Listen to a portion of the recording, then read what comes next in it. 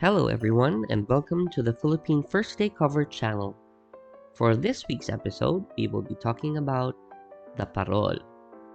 It is an ornamental lantern which Filipinos love to display out on the porch, hanging on the windowsill during the Christmas season. For the viewers of this channel who aren't aware, Christmas season in the Philippines starts when we hit the BER month, meaning it starts with September and usually ends after Epiphany. So if you are from the Philippines or visiting the Philippines, you will know that Christmas season has started when you see these lanterns out the houses. So we will be discussing this Filipino Christmas tradition, but first let us discuss the stamp and the cachets featured for this episode. This first day cover features stamps bearing illustrations of Parol for the Christmas or Pasko 1990 series.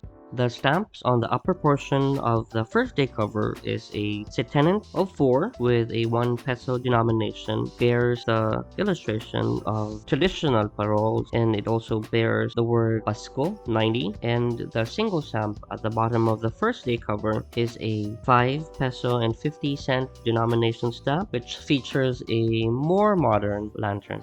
The Scott catalog describes the centennial strip of 4 as catalog number 2038 and describes the illustration as from left to right: red star with white outline, yellow star with white beading, yellow star with pink beading, green, blue, yellow, and orange star. The single stamp on the bottom, which according to the Scott catalog has the Scott number 2039, and it describes the illustration as multicolored. The stamp bears the word Pascuhan Village, San Fernando, Pampanga, and as I have mentioned earlier, this is a modern type of parol, and we will see later on why San Fernando, Pampanga is significant. Parol comes from the Spanish word farol, which means lantern. They are traditionally constructed using bamboo and Japanese paper.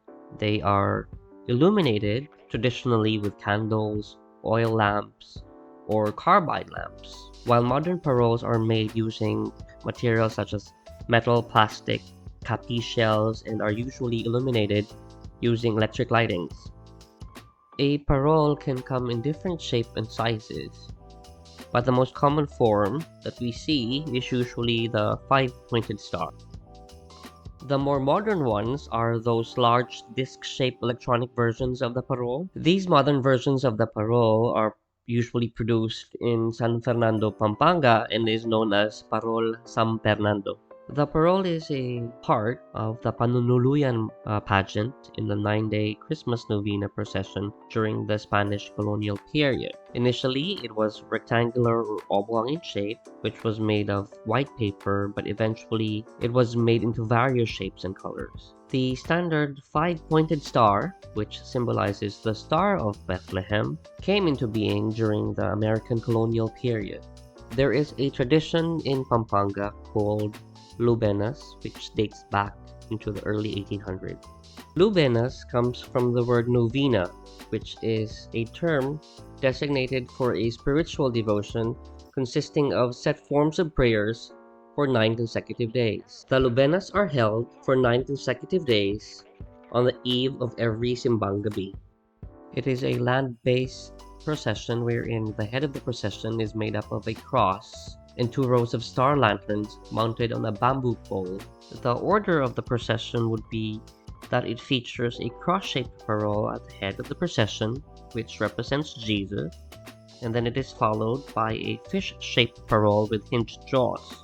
This is called the asan, representing Ichthys. Behind them are the karosa, or the wheeled carriages, or the andas, shoulder-borne palanquins to carry the patron saint or religious images of the said city or town that is celebrating the Lubenas. The carriage are then flanked by 2 rows of 6 star-shaped paroles having more than 5 points for a total of 12. Each of these represents the 12 apostles.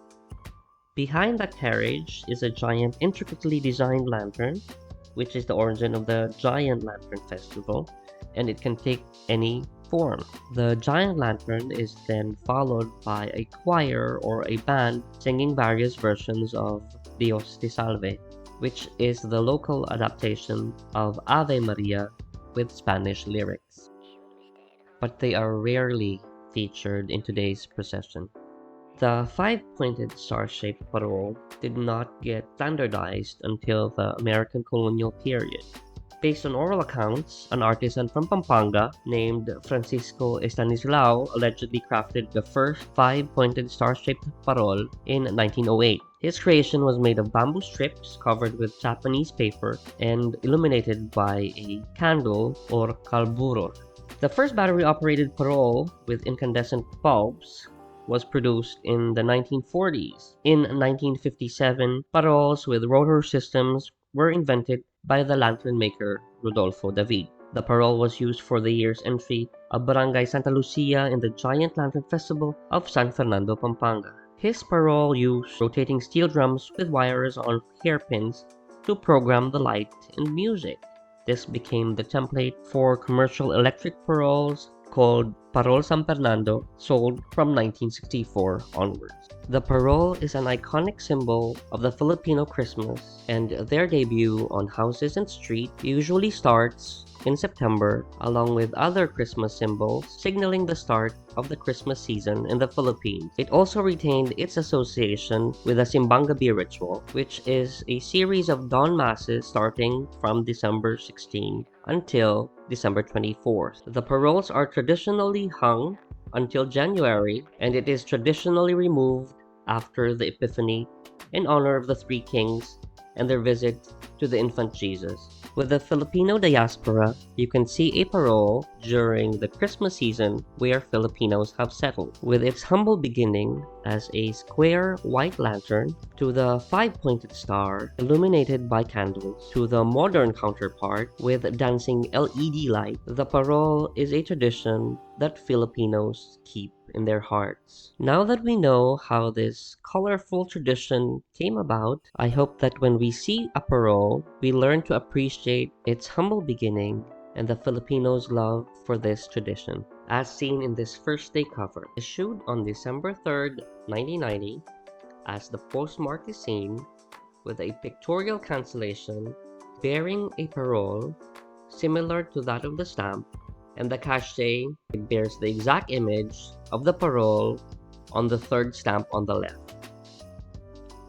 I would like to thank W. Belmonte, Mr. K. Pineda, and Museo Galleria for the beautiful Lubena pictures that they posted in Flickr for me to use on this episode.